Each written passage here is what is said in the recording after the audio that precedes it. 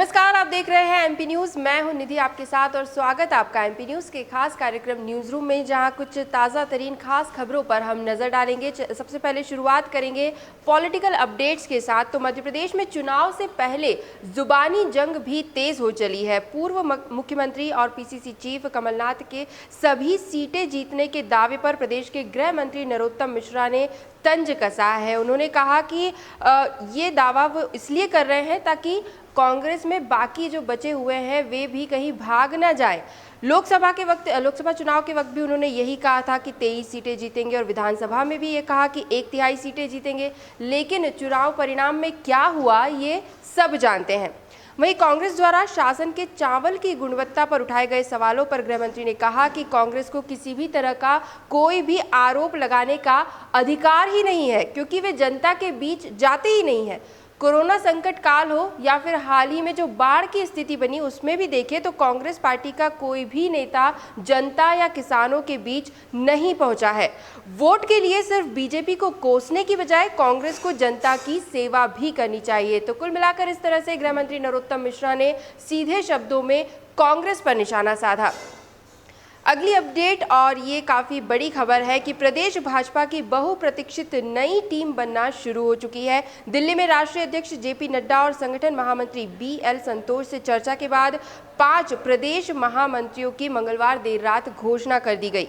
इसमें भोपाल से भगवान दास सबनानी, इंदौर मालवा से कविता पाटीदार, रीवा से विधायक सरदेंदु तिवारी, बुंदेलखंड से विधायक हरिशंकर खटीक और शिवपुरी से पूर्व विधायक रणवीर सिंह रावत को जगह दी गई है। कविता पाटीदार की यदि हम बात करें तो वो प्रदेश की पहली महामंत्री है। पूर्व में वीडी शर्मा महामंत्री थे, लेकिन प्रदेश अध्यक्ष बन जाने के बाद ये पद रिक्त हो चुका था, इसके बाद कविता पाटीदार को ये जिम्मेदारी यहाँ पर सौंपी गई है। महामंत्री मनोहर ऊंटवाल का निधन हो गया था, जिसके बाद बंशीलाल गुर्जर और अजय प्रताप सिंह ही महामंत्री बचे थे। इन्हें भी अब बदल दिया गया है। तो प्रदेश नेतृत्व ने इस घोषणा में सभी क्षेत्रों से एक एक व्यक्ति को जगह दी है। टीम की घोषणा से पहले प्रदेश के नेताओं की केंद्रीय नेतृत्व से चर्चा भी प्रस्तावित थी। तो काफ़ी बहुप्रतीक्षित टीम जो थी वो उसका अब गठन कर दिया गया है और 5 नामों की घोषणा भी यहाँ पर कर दी गई है। अगली अपडेट इंदौर शहर से आपको देना चाहेंगे। इंदौर के तेजाजी नगर क्षेत्र में मंगलवार देर रात बदमाशों ने शिवसेना के पूर्व प्रदेश प्रमुख और ढाबा संचालक रमेश साहू की गोली मारकर हत्या कर दी। वे यहां उमरीखेड़ा में ओम साईराम ढाबा और रेस्टोरेंट चलाते थे और यहीं पर परिवार के साथ रहते भी थे। परिजन हत्या के पीछे लूट की बात कह रहे हैं। हत्या की जानकारी मिलते ही सीएसपी, एएसपी समेत आला अधिकारी सुबह मौके पर पहुंचे और जांच पड़ताल की। घटना रात 1:30 से 2 बजे के बीच की बताई जा रही है। बदमाशों ने साहू पर पीछे से हमला कर उन्हें घायल कर दिया और फिर गोली मारी थी। उनकी पत्नी और बेटी के साथ भी मारपीट की गई। वारदात के बाद बदमाश भाग गए, जिसके बाद उनकी पत्नी ने पास में सो रहे नौकरों को जानकारी दी और उन्हीं की मदद से साहू को अस्पताल भी ले जाया गया। हालांकि ढाबे पर सीसीटीवी कैमरे चालू नहीं थे, जिस वजह से ये वारदात कैमरे में कैद नहीं हो पाई। हालांकि पुलिस रंजिश और लूट की आशंका के आधार पर फिलहाल जांच कर रही है।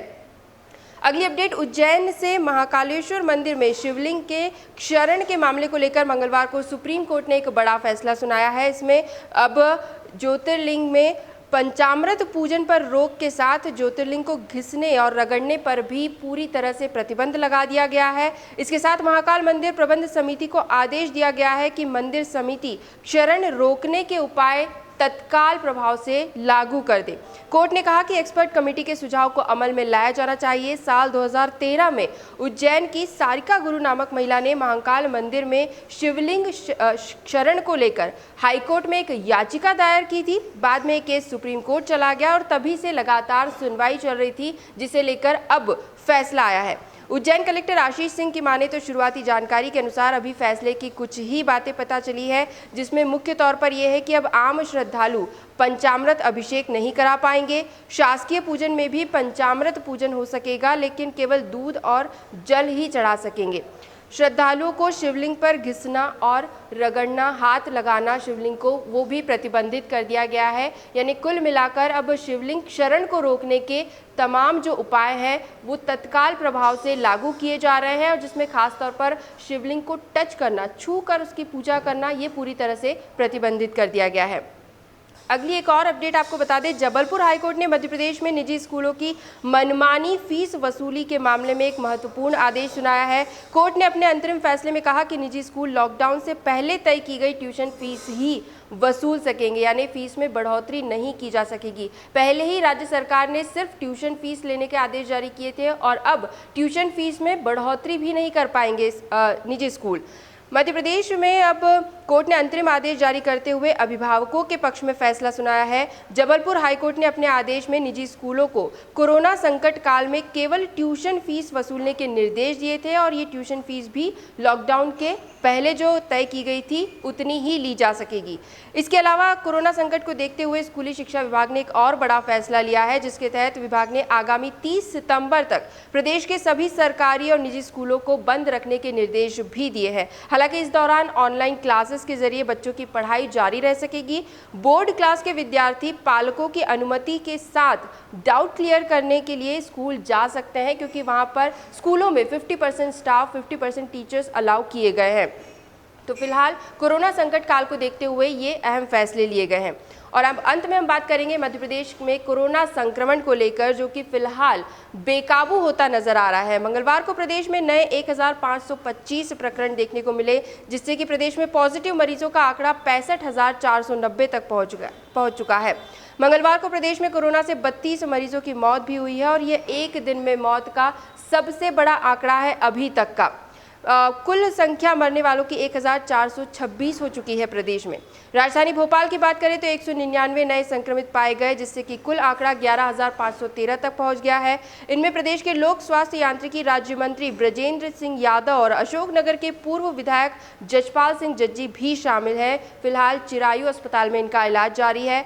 और आपको बता दें, भोपाल में जो 199 नए संक्रमित मिले हैं उनमें 7 डॉक्टर भी शामिल हैं, जिनमें से 3 तो ऑन ड्यूटी हमीदिया अस्पताल के डॉक्टर्स हैं। इंदौर शहर में 243 नए मरीज मिले। कुल पॉजिटिव मरीजों की संख्या 13,493 तक पहुंच गई है। मंगलवार को कोरोना से 4 मरीजों की मौत हुई है। इसी के साथ मृतकों का आंकड़ा इंदौर शहर का 402 तक पहुंच गया है। वहीं पिछले 24 घंटे की अलग अलग जिलों की अपडेट हम आपको दे दें। ग्वालियर 206, जबलपुर 129, मुरैना 21, सागर 21, रतलाम 33, शिवपुरी 49, धार 28, राजगढ़ 24, दतिया 22, दमोह 20 और शहडोल में भी 47 नए कोरोना मरीज पाए गए हैं। तो ये थी मध्य प्रदेश की कोविड-19 से जुड़ी कुछ खास खबरें। एमपी न्यूज़ के न्यूज़ रूम से फिलहाल यही अपडेट्स, लगातार और भी खबरें और भी जानकारियां हम आप तक जरूर पहुंचाते रहेंगे। बस आप बने रहिए हमारे साथ, देखते रहिए एमपी न्यूज़। धन्यवाद। एमपी की नब्ज, एमपी का हाल, मध्य प्रदेश की हर खबर एमपी न्यूज़ टीवी के साथ। लगातार खबरों के लिए सब्सक्राइब करें हमारा YouTube channel MP news TV. Latest updates के लिए बेल आइकन दबाना जरा भी न भूलें।